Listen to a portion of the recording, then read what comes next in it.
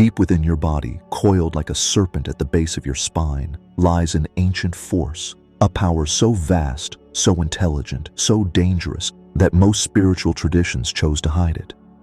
They called it many names: Shakti, the inner flame, the serpent fire, the gateway to God. But across cultures, one thing was always clear: this power is real. And once awakened, you cannot put it back to sleep. Kundalini isn't just energy, it's conscious energy, an intelligence that moves through your nervous system, shattering illusions, cleansing lies, burning ego to ash. And that's why most people fear it, because awakening your Kundalini isn't about becoming peaceful. It's about becoming raw, unfiltered, unprotected, and awake. This isn't a practice for the curious. It's a spiritual initiation for those brave enough to meet themselves without masks. In this video, you'll hear what few dare to say: the full story of Kundalini, not the sugar-coated version, but the real one. The one kept hidden in temples, whispered only to the prepared, because once you see her, you will never see yourself the same again.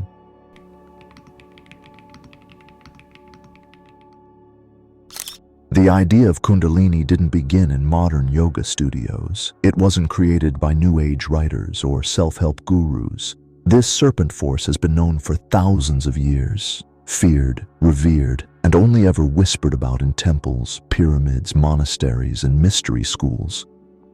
In ancient India, Kundalini was considered the raw power of the goddess herself, Shakti.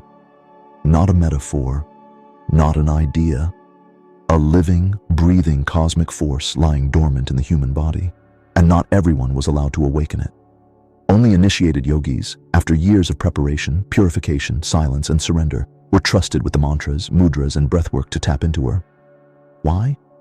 Because when awakened too soon, Kundalini doesn't heal you, she shatters you. And the ancients knew this. They described cases of seekers whose minds broke under the pressure, whose bodies shook uncontrollably, who screamed in ecstasy and terror, unable to return to normal reality. In ancient Egypt, the serpent rising through the spine was symbolized by the Uraeus cobra, the same snake on the crowns of pharaohs. But it wasn't just royalty. It represented those who had mastered their inner fire. To the high priests of Hermeticism, Kundalini was not a snake, but a divine current that moved through the spine, activating the 7 seals of light, what we now call chakras. Even Sufi mystics spoke of the blazing fire of union that ascends from the base of the spine during deep spiritual ecstasy, a process so intense it could bring visions, madness, or awakening. These traditions understood something crucial. Kundalini is not your tool. You are her vessel, and until your ego dies, your nervous system clears, and your heart softens, you are not ready to meet her.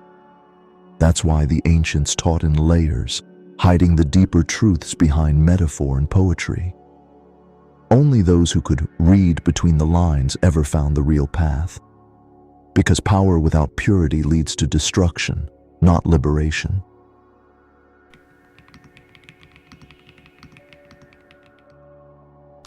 Most people think spiritual energy is something out there, but Kundalini is not cosmic lightning. It's already inside your body, waiting. Coiled at the base of your spine, in a dormant state, she waits in what ancient yogis called the Muladhara, the root chakra. But what does she rise through? Your spine, the central highway of your nervous system. Every nerve, every signal, every emotion you feel passes through this channel. And Kundalini? She's like a supercharged current that surges upward, awakening each energy center, not with calm, but with fire. As she moves, she touches Svadhisthana, stirring buried emotions and creative energy, Manipura, breaking through ego and fear, Anahata, cracking open the heart, often with pain, Vishuddha, forcing you to speak your truth or be silenced by your lies, Ajna, triggering dreams, visions, and sometimes disorientation, Sahasrara, if you make it that far, the crown opens and you dissolve. This isn't just metaphor. Each chakra corresponds to a plexus of nerves, endocrine glands, and emotional memories stored in the body. So when people say, "I felt like electricity shot up my spine," they're not being dramatic. They're describing the real physiological effects of Kundalini awakening. Heart palpitations, body shaking, crying for no reason, dreams that feel more real than waking life, visions, downloads, insomnia, ecstasy, panic. All of it is real. All of it is part of the cleansing process. Kundalini is not just a bliss ride, it's an initiation. She burns away what you're not to reveal what you always were, but only if you let her move fully and fearlessly. If this is waking something up in you, subscribe and hit the bell. There's more coming, and your soul already knows it's time.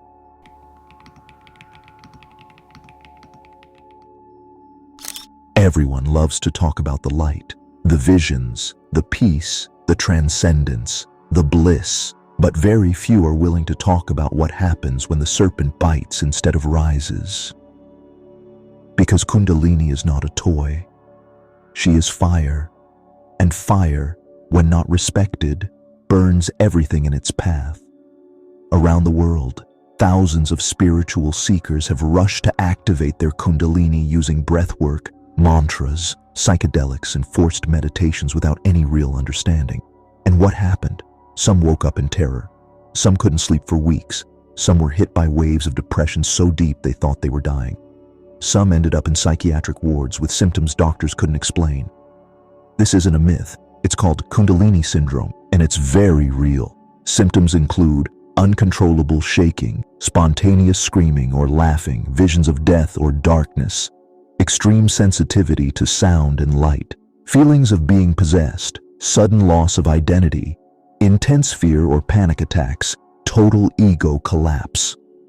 Why does this happen? Because when Kundalini awakens, she dismantles your entire sense of self. She shows you every shadow you've repressed, every lie you've built your life around, every emotion you never processed. She digs it all up, not gently, but violently. And if you haven't done the preparatory work, if your body is toxic, your mind is full of trauma, your nervous system is fragile, your heart is closed, she will hit a wall. And when sacred energy hits a wall, it explodes inward. That's why ancient teachers never gave Kundalini practices to beginners. That's why it was only taught in secret to students who had proven they were emotionally, mentally, and spiritually ready. It's not because they were elitist. It's because they were protecting you. Because premature awakening can feel like being struck by lightning without being grounded. You don't ascend, you fragment. You don't transcend, you unravel. And no one around you understands. Not your friends, not your family, not even your therapist. Because you're not just going through something. You're being stripped down to your soul. And if you're not held through it, you can lose yourself.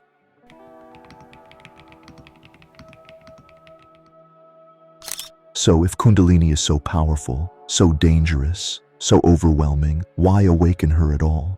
Because when done correctly, Kundalini doesn't destroy, she rebirths. Not into a better version of your ego, but into something entirely new, your real self.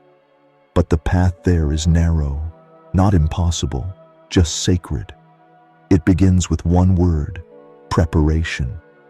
Before you try to activate Kundalini, you must purify the vessel she will rise through. Your body, your mind, your energy field. That means clean diet, plant-based, high vibrational, living food, daily movement, yoga, tai chi, conscious dance, breath work, but slow, grounded, not aggressive meditation, not to silence, but to observe and integrate emotional shadow work, trauma release, journaling, inner child work, energetic hygiene, limiting exposure to toxicity, news, fear-based content, sexual discipline, conserving life force energy, not leaking it. Service anchoring your transformation in love, not pride. You don't make Kundalini rise, you invite her. You earn her presence through humility, stillness, and intention. And when she feels the conditions are right, she moves on her own. Not like an explosion, but like a whisper that shakes the stars. You'll feel warmth at the base of your spine, tingles up your back, dreams vivid as waking life, insights that seem to come from nowhere. And then you'll feel seen, not by others, by your true self. The serpent will rise, not to attack, but to remind you who you were before the world told you who to be. But here's what they don't tell you. The rise is not a one-time event. It's a lifelong dance. She may rise in waves, retreat, test you, break you open, heal what you thought was unhealable. And every time she does, you become more clear, more light, more love, but only if you walk with her, not chase her. Because Kundalini is not a shortcut to power. She's a mirror that shows you exactly how far you are from your own divinity. And that is the beginning of real transformation.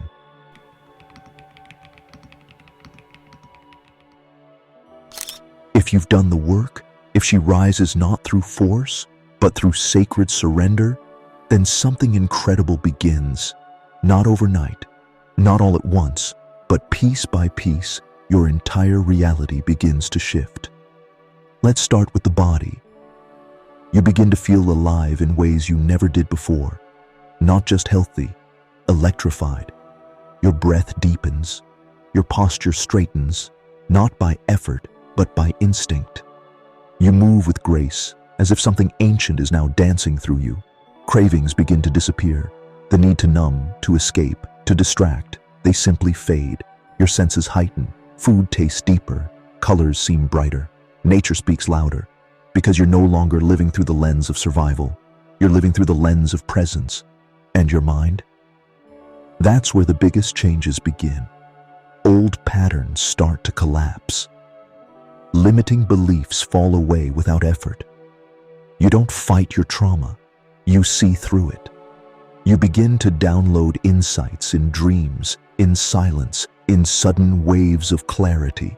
Synchronicities become common. You think of someone, they call. You need a message. It shows up in a book, a song, a stranger's words.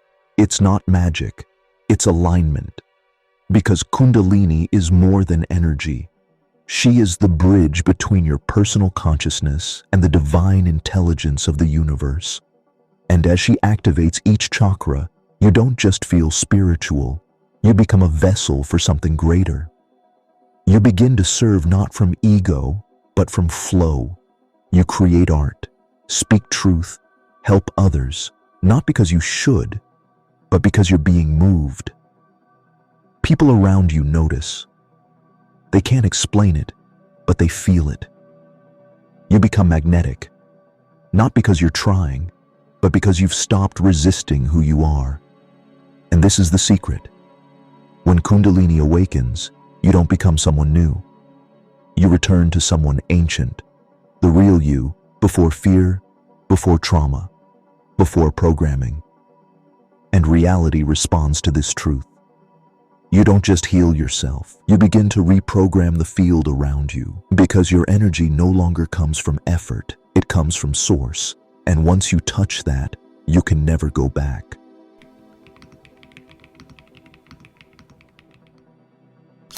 You've passed the tests, you've endured the burning, you've watched your identity dissolve like smoke in sacred fire, and then something unexpected happens.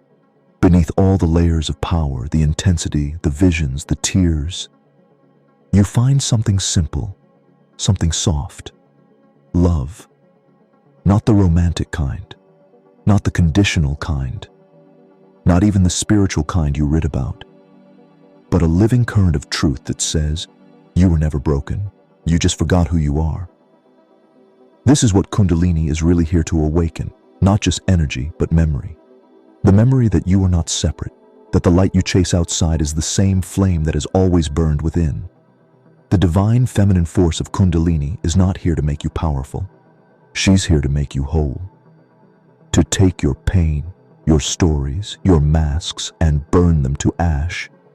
so that you can return to what is eternal inside you. And when you reach that still point, when the serpent has risen fully, not through the spine, but through your soul, you don't feel powerful, you feel empty, but not in despair, in freedom. Because all that's left is light, all that's left is truth, all that's left is love in its purest form. And suddenly the world looks different. The people you once judged, you now understand. The wounds you once hid, you now bless. You walk not above others, but among them, as a mirror, not a master. And this is the final paradox. The more awakened you are, the less you need anyone to know it. You no longer seek power. You radiate presence. You no longer seek truth. You embody silence. And you no longer chase love, because you remember, you are it. This is what the sacred texts tried to say in symbols. This is what the mystics sang about in riddles. This is what the serpent always guarded. Not a treasure, but a memory. Not a destination, but a return.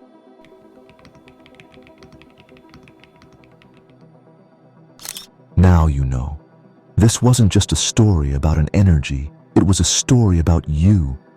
The part of you that's ancient, untouched, waiting, patiently coiled at the root of your being, watching, listening, waiting for the moment you'd be ready to remember. This isn't the end. This is the beginning of remembrance.